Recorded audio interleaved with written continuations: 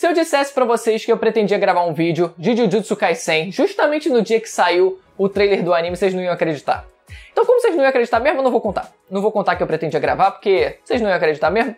Mas, de fato, eu pretendia sim gravar. Foi coincidência. O que me motivou mais ainda quando eu vi que tinha saído o trailer do anime. E, seguindo a lista de recomendações de vocês, esse foi o mangá que eu escolhi dar uma pequena lida nessa semana, né? O combinado seria ler os primeiros 10 capítulos, só que eu pensei assim, bom, 10 capítulos ainda é muito pra mim, porque eu sou muito lento pra ler. Pra eu conseguir gravar o vídeo no mesmo dia que eu leio e tal, eu decidi então, tá bom, o volume ele tem 7 capítulos, vou ler os primeiros 7 capítulos. Só que aí depois eu pensei em cima disso, falei, caraca, mano, mas terminou num gancho interessante aqui, né? Aí eu vi que o arco, pelo menos o primeiro arcozinho depois do arco de introdução, que dá pra ser considerado um arco, não sei, né? Mas o primeiro arco mesmo, a gente teve 2 capítulos além do sétimo, então terminava no 9, eu falei, mano, pronto. Li 9 capítulos, o que são quase 10, o que na verdade a gente meio que volta quase para o estado inicial do que eu planejava fazer, né? Mas enfim, 9 capítulos lidos de Jujutsu Kaisen e eu comecei a ler sem saber absolutamente nada, porque eu gosto assim, sem saber absolutamente nada, porque eu já vou sem nenhum pré-julgamento de nada. A única coisa que eu tinha visto era a figura, a imagem do protagonista aleatoriamente na capa da Jump, sem qualquer contexto nenhum. Então nem a temática eu tinha alguma ideia do que era. Mas, já revelando pra vocês, pra quem não sabe, a temática de Jujutsu Kaisen é sobre exorcismo. Eu já fiquei, negócio interessante, mano. Exorcismo é um negócio interessante, né? Porque, principalmente, já começando a falar do comecinho aqui, o comecinho já me pegou de uma forma interessante, porque eles já começam, os alunos, interagindo com aquelas brincadeiras de superstições, né? Que os personagens eles vão lá, né? Vou estar botando na telinha aí, que os personagens vão lá com o dedinho arrastando para formar as palavrinhas, que é o que o demônio tá querendo dizer. O espírito tá querendo dizer aquela palavra porque...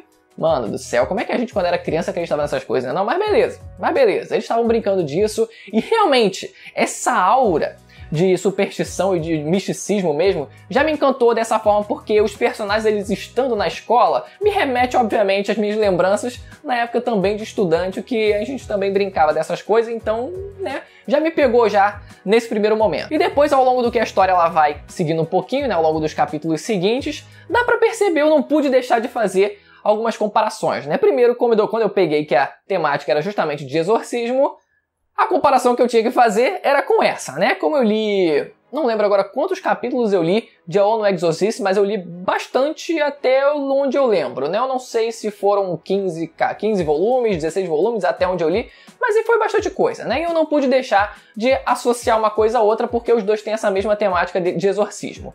Vou confessar pra vocês que uma coisa que eu senti bastante falta de Jujutsu Kaisen foi essa pegada mais, essa temática, né? Essas referências mais religiosas, mais da igreja católica, e isso ser colocado um pouco mais na prática, né, do que normalmente a gente vê, porque por mais que a gente tenha certos elementos que remetam a isso, né, um deles que eu gostei bastante até, né, que foi o personagem, um dos personagens principais também, né, que ele consegue invocar uns cachorros lá. Mano, a imagem já diz por tudo, né, cara? Os cachorros lá com a sombra que faz na parede, aquilo, nossa, achei muito da hora aquilo, né? Por mais que a gente tenha esses certos elementos, né, a gente tem também o personagem indo pra uma escola de exorcismo, que tem tudo a ver também, né, com a ONU Exorcist, com os personagens também convivendo na escola de exorcismo, só que mesmo assim, eu senti um pouco de falta, porque se a gente pega, por exemplo, o protagonista, ele basicamente luta, pelo pouco que a gente viu dele, no mano a mano, e um pouco mais disso ele luta com a faquinha. Na prática parece que a gente não vê tanto assim, ou tanto quanto eu pelo menos gostaria de ver, dessas referências de exorcismo mesmo, né, dentro do mangá. E outro mangá que também me remeteu em alguns momentos à memória foi, na verdade, né, mais de um mangá, que são os mangás, que são os contos do Junji Ito. Eu não li todos, na verdade eu só li 2. Não vou pagar aqui de grande culto e grande leitor de Junji Ito, porque eu só li 2, na verdade, né? Mas mesmo assim, eu não pude deixar também de lembrar de alguns desses contos, porque quando o protagonista e os personagens eles começaram a ver o sobrenatural, a presenciar o sobrenatural dentro da escola, etc, né?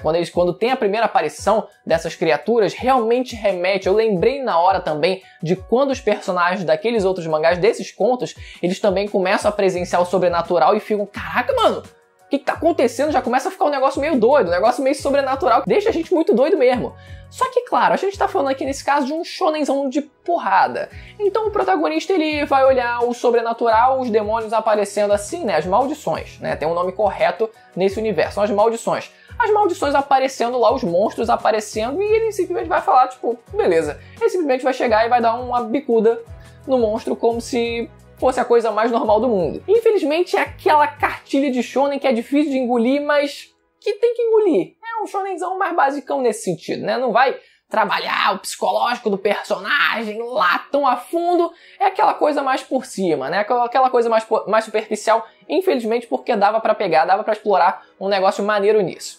Agora, entendido basicamente a temática, né, por alto de Exorcismo, a gente tem os personagens principais. São 3, basicamente, né, formando aquele clássico trio principal de shonen. E a gente tem, primeiro falando dos 2 secundários aqui, o moleque e a garota, né, de respeito, vou falar os nomes certos, Fushiguro e a Kugisaki. Os 2 basicamente já tiveram até esse capítulo 9 os seus backgrounds ali explicados, basicamente, né, as suas pequenas motivações por alto. E principalmente agora falando do personagem principal, que a princípio era o moleque que acabou perdendo o avô, e essa meio que começa a ser a motivação dele, né? Ele perde o avô e o avô meio que passa a mensagem do tio Ben de que com grandes poderes vem grandes responsabilidades, né? Ou pelo menos se você tiver a oportunidade de fazer algo, faça algo. Assim como o tio Ben não sabia que o Peter Parker tinha poderes de Homem-Aranha, né? O avô do moleque ele não sabia, não ia imaginar também que o moleque viria a ter poderes mais adiante, né? Então, na prática, o que acontece é isso. E eu gostei do falecimento do avô desse moleque porque o mangá ele não perde tempo tentando forçar um drama que não existe, porque a gente só vê o personagem já acamado,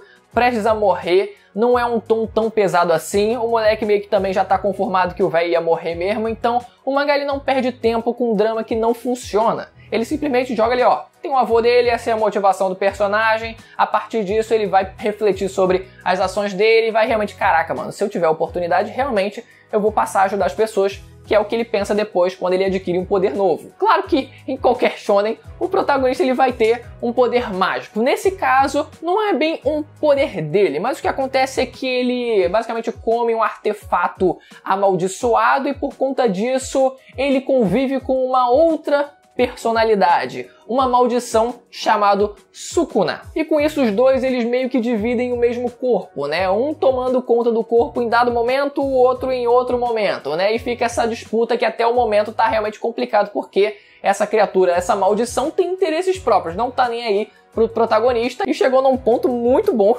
no final do capítulo 9 que fez até na verdade eu folhear o capítulo 10 pra saber o que ia acontecer porque, mano, eu não vou nem dizer, pra não estragar, mas realmente faz um gancho interessante, né? Por mais que a gente saiba que o protagonista ele não vai morrer, o mangá ele tenta de vez em quando fazer parecer que o protagonista ele não vai conseguir, né? Ele não vai conseguir entrar na escola de exorcismo, oh meu Deus, ele não passou, e agora depois, ah meu Deus, será que o protagonista morreu mesmo? Não vou entrar em detalhes. Enfim, eu disse que não ia dar muito spoiler, mas acabei dando indiretamente, né? Mas será que o protagonista vai morrer no capítulo 9? Será? Não vai, né? A gente sabe que não, mas mesmo assim, vou confessar pra vocês que, pelo menos nesse caso, isso me deixou intrigado. Mesmo sabendo que ele não ia morrer, eu queria saber como ele não ia morrer. Essa outra personalidade dessa maldição é um pouco pescotapa. Personagens pescotapas, com certeza, são uma máquina de fazer dinheiro, porque, pelo menos 90% das vezes, né? Tem pescotapas que não funcionam tão bem assim, que o pessoal não curte tanto assim. E mesmo eu confessando pra vocês que eu tô um pouco saturado de personagens pescotapa, esse não chega a passar do limite. É num tom ali que não chega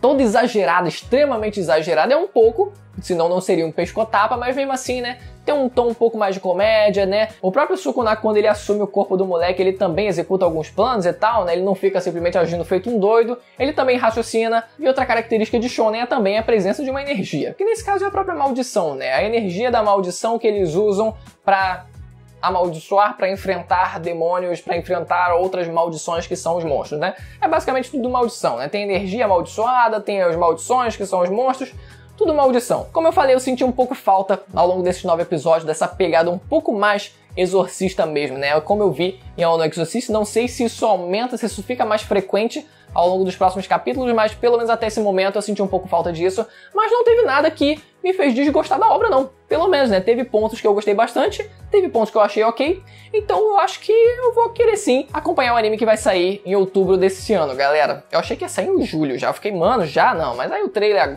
saiu agora, só outubro mesmo. Mas mais uma recomendação atendida de vocês. Se vocês quiserem que eu traga mais vídeo de Jujutsu Kaisen, tem que deixar nos comentários e tem que se inscrever no canal. Enquanto isso, eu vou aproveitar as outras recomendações que o pessoal tem me dado. A última foi Shumatsu no Valkyrie, que vai estar aparecendo na tela aí. Não deixa de conferir o vídeo se você não viu ainda. E se você quiser se inscrever e ativar o sininho para receber os próximos vídeos, também vai ser muito bom. Beleza? Vamos ficando por aqui. Até a próxima. Tchau!